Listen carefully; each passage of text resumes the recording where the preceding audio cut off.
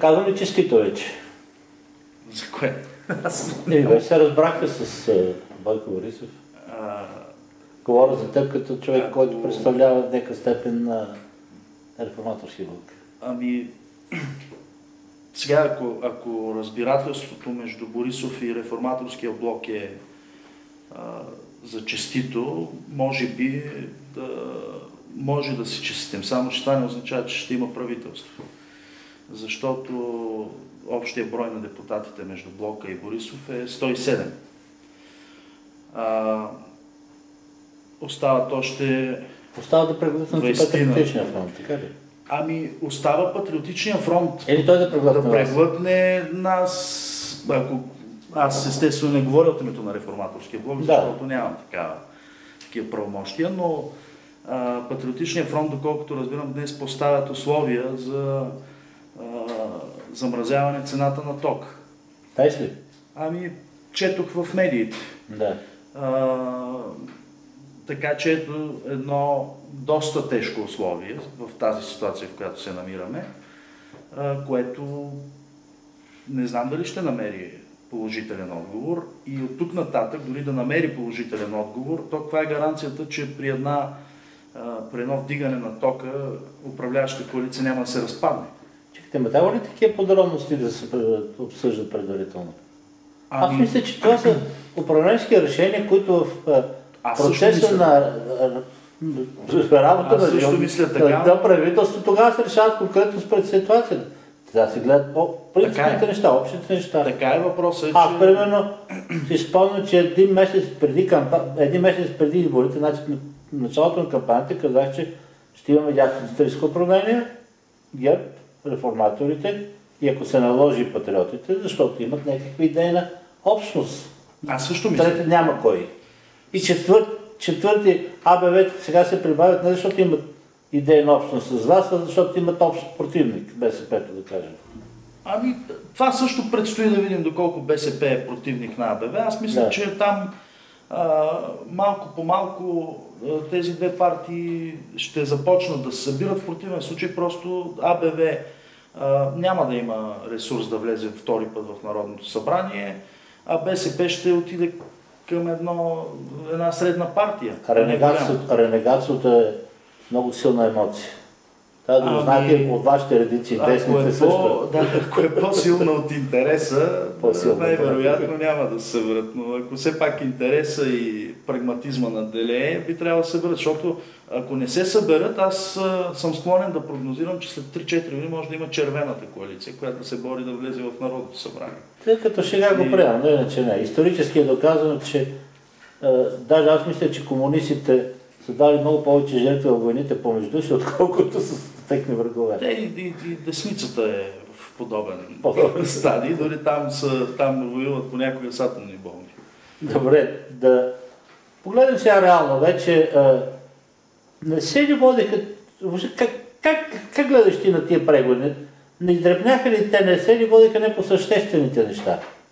Като че ли повече на личностните, на такива предубеждения, след като очевидно интересите на реформаторите и на ГЕРБ се съвпадат. Аз смятам обаче, че това е логично да се водят по тази линия преговорите, защото преди това имаше много силно наслагване на личностна основа. Все пак на реформаторския блок едни от основните послания бяха свързани с това Борисов да не бъде министър-председател.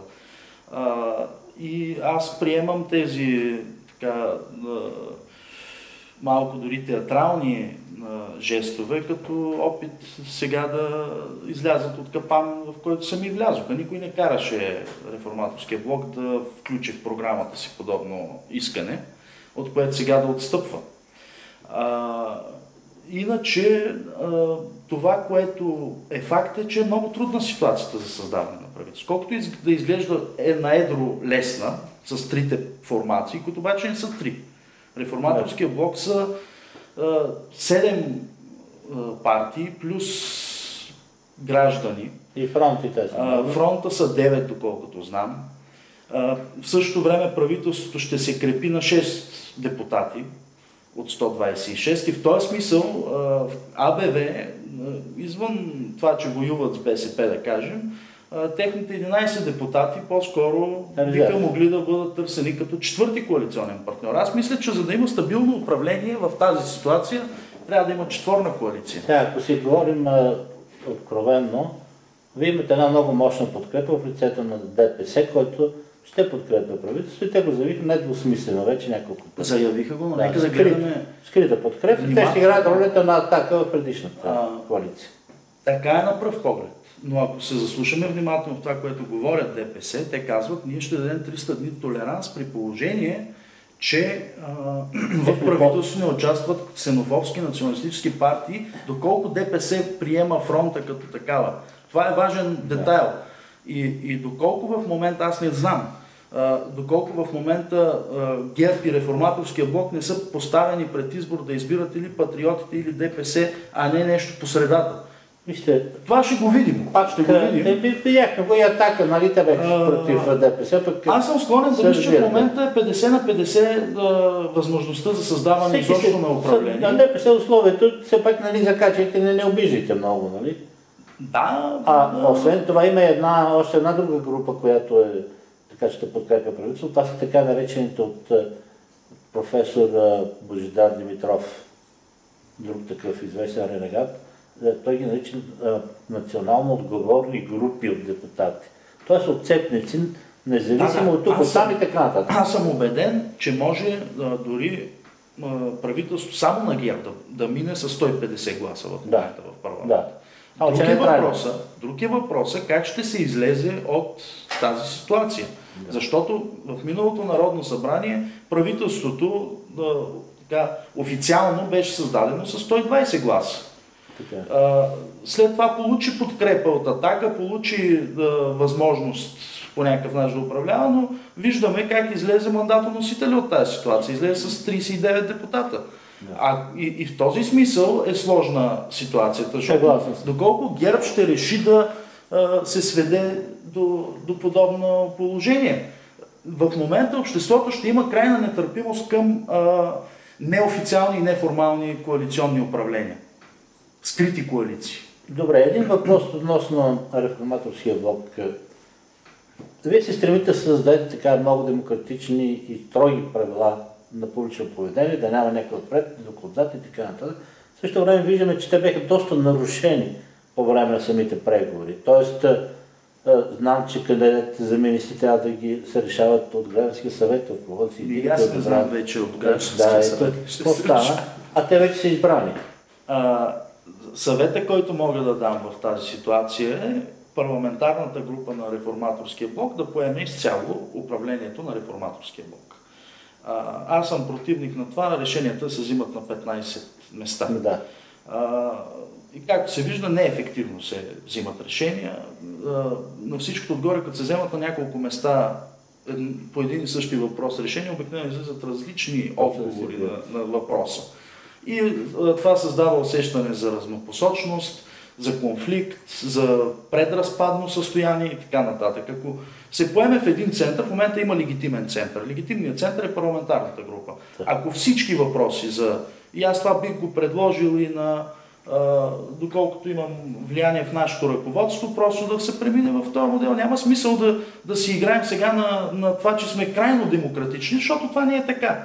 Това е все пак трябва да има и някаква организираност. Какво означава демократичност между 30-40 човека, които се въртят в 4-5 органа? А те са едни и същи хора. Имаме 23 депутати, мисля, че това е представителство, ако щете, и легитимно на избирателите, които са гласували за тях, и просто трябва да се поеме там нещата. Добре, но има ли някакви брожения или поне възражения срещу това, че отделни лидери отиват и се договарят директно с Бойко Борисов за министерски постове?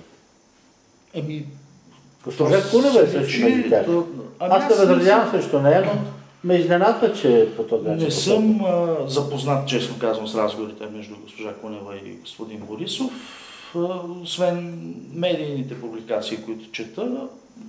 Никой не опровергава обаче. За мен в тази ситуация Реформаторския блок няма кой знае колко възможност. Единствената му възможност е да стои единно, доколкото му позволяват силите, и да се движи като един субект. всичко останало ще означава на първо място, че са излъгали избирателите по време на изборите, защото другата основна точка на блока, която към момента не е нарушена, това е, че блока е дългосрочен проект и ще се развива единно, а не ще влезе в парламента и ще се раздели на различни групи. Така че от тази точка никой не ги принуждава да отстъпват. На всичкото отгоре, само по този начин те могат да бъдат до някъде ефективни в управлението. Аз искам да кажа нещо много важно. И това бих посъветвал и дори най-вече реформаторски блок и неговите представители в преговорите и в парламента, да не създават свръхочакване към следващото правителство. То няма да бъде реформаторско. Това трябва да го кажем. Разбира се. При 8 партии в парламент аз не познавам случай в историята, който да е създал реформаторско правителство. Най-големият успех на следващото правителство, ако то изобщо бъде сформирано, е да създаде някаква такава базова стабилност, защото и кой знае каква стабилност не може да се създаде в тази ситуация, и да управлява множеството кризи, които тормозят българското общество. Казвам да управлява, не да ги решава, защото те не могат да бъдат решени в тази ситуация. Българският избирател даде знак към партиите за диалогичност, не повече, не за реформи. За да се стигне до реформи, трябва да се успокои политическата обстановка. Тя в момента не е спокойна. Много интересно, но много струва се много вярна тези. Това е като да оперираш човек, който е в шок. Първо трябва да го извадиш от шока, за да спре да се тресе тялото му и тогава да преминеш към операция. Така че ако те успеят да преодолеят поне шока, това ще бъде успех.